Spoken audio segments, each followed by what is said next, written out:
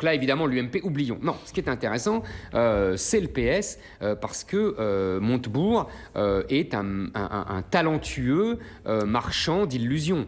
Il nous a vendu une machine, mais monstrueuse. En fait, derrière, qu'est-ce qu'il y a? Les sondages, comme d'habitude. Bien sûr.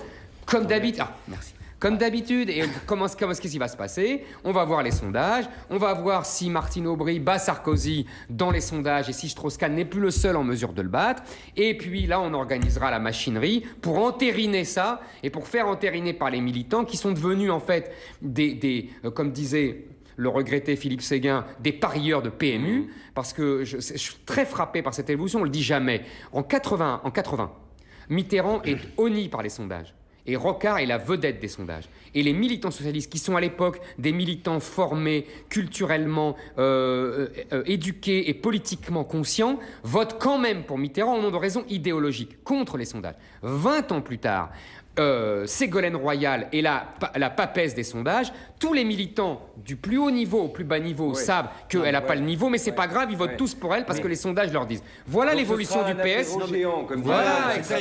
C'est très joli, sauf que ce que raconte Éric, comme ce que raconte Laurent, c'est une fable. C'est une fable. Pourquoi?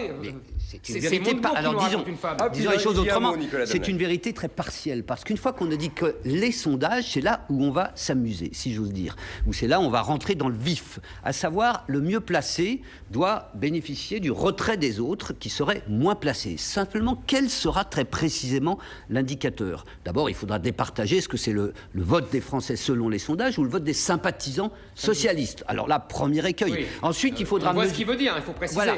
Parce que Strauss-Kahn est en tête dans les sondages parce que les électeurs de droite sont pour lui. Ensuite, il faudra mesurer... les sympathisants socialistes aussi, quand on regarde le détail, pour l'instant. Oui, mais ensuite, il faudra mesurer, et comment mesurer ça? La détermination du suffrage exprimé selon les sondages. Et là, toute contestation sera possible. Donc quand je dis que c'est une fable, c'est-à-dire ce qu'on nous parle, ce qu'on nous présente comme le pacte de Marrakech, l'entente au sommet, c'est vrai qu'elle est partielle pour éliminer les autres. Simplement, ensuite, il faudra bien qu'ils s'expliquent, tous les trois, et sur quelque chose d'autrement sérieux que le paravent des sondages, c'est vrai, auquel ils comptent se référer. Mais l'histoire, elle ne se déroulera pas comme ça. On verra comment se déroulera le pacte de Solferino. Merci beaucoup pour cette explication historico-politique.